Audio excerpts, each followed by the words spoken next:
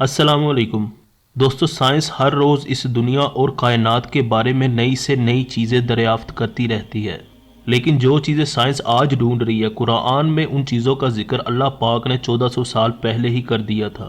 آج انہی میں سے چند ڈسکوریز کا ذکر کریں گے جو کہ قرآن میں آج سے 1400 سال پہلے سے ہی موجود تھی۔ دوستو، ہم نے سطح سمندر کے اوپر لہریں ابھرتی ہوئی بہت دیکھی ہیں، لیکن یہ کہنا بالکل غلط ہوگا کہ سمندر کی لہریں صرف سمندر کے اوپر ہی ابھرتی ہیں۔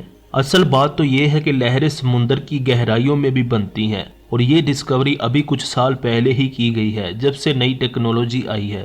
لیکن آج سے 1400 سال پہلے جب ٹیکنالوجی کا کوئی نام و نشان نہیں تھا، اس وقت بڑی ڈیٹیل کے ساتھ یہ بات قرآن میں فرما دی گئی تھی کہ لہریں صرف سمندر کے اوپر ہی نہیں بلکہ سمندر کے نیچے بھی بنتی ہیں۔ اللہ پاک قرآن میں فرماتے ہیں، یہ جیسے کسی گہرے سمندر میں تاریکیاں ہوں جس کے اوپر سے موجوں نے ڈھانپ رکھا ہو، اس موج پر ایک اور موج ہو، پھر اس دوسری موج پر بادل ہوں۔ دوستو، اس آیت میں واضح طور پر سمندر کی اندرونی لہر کا ذکر ہوا ہے۔ پانی اس دنیا کی سب سے بڑی حقیقت ہے، اور ہر جاندار چیز پانی سے ہی پیدا ہوئی ہے اور پانی کی وجہ سے ہی زندہ ہے۔ اگر اس دنیا میں پانی نہ ہو تو یہ دنیا ایک بنجر سیارے کے سوا کچھ نہیں، لیکن یہ پانی بھی زمین کا اپنا نہیں ہے۔ حال ہی میں سائنس اس نقطے تک پہنچی ہے کہ اربوں سال پہلے جب دنیا آگ سے بھڑک رہی تھی، اس وقت زمین پہ کچھ ایسے شہاب ثاقب کی برسات شروع ہو گئی تھی جو کہ پانی سے بھرے ہوئے تھے، اور کئی لاکھوں سالوں تک وہ شہاب ثاقب اسی طرح زمین پر برستے رہے، اور اس طرح زمین پہ 71% پانی ہی پانی ہو گیا اور سمندر کی شکل اختیار کر گیا، اور اس کے بعد زندگی کا آغاز ہوا۔ لیکن دوستو، سبحان اللہ، میرے اللہ نے اپنے نبی صلی اللہ علیہ وآلہ وسلم سے 1400 سال پہلے ہی قرآن میں فرما دیا تھا کہ اس زمین کا پانی آسمان سے بھیجا گیا ہے۔ اللہ پاک قرآن میں فرماتے ہیں، اور وہی ہے جس نے اپنی رحمت سے پہلے ہواؤں کو بھیجا جو خوشخبری دینے والی ہوتی ہیں، اور ہم نے آسمان سے پاک کرنے والے پانی کو اتارا۔ دوستو، اس آیت میں واضح طور پر فرما دیا گیا ہے کہ پانی آسمان سے اتارا گیا ہے۔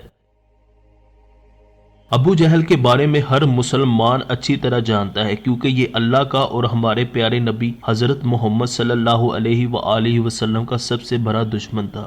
اللہ پاک قرآن میں اس کافر کے بارے میں فرماتے ہیں، خبردار، اگر وہ گستاخی سے باز نہ آیا تو ہم ضرور پیشانی کے بالوں سے پکڑ کر اسے گھسیٹیں گے، وہ پیشانی جو جھوٹی اور خطا کار ہے۔ دوستو، ایک نئی ریسرچ کے مطابق انسان کی پیشانی کے نیچے دماغ کا فرنٹ حصہ ہوتا ہے، اور دماغ کا یہی حصہ منصوبہ بندی کرتا ہے، اور ہر قسم کے جھوٹ کا ذمہ دار بھی یہی حصہ ہوتا ہے۔ اسے سائنسی زبان میں فرنٹل لوب کہا جاتا ہے، لیکن یہی بات اللہ پاک نے اس آیت میں کتنے واضح طور پر بتا دی ہے۔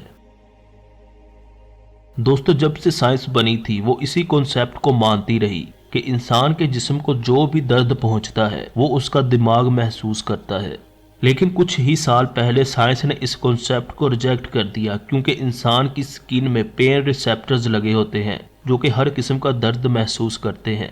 لیکن قرآن پاک میں اللہ نے آج سے 1400 سال پہلے ہی فرما دیا تھا کہ انسان کی سکن میں پین ریسیپٹرز موجود ہیں جو درد محسوس کرتے ہیں۔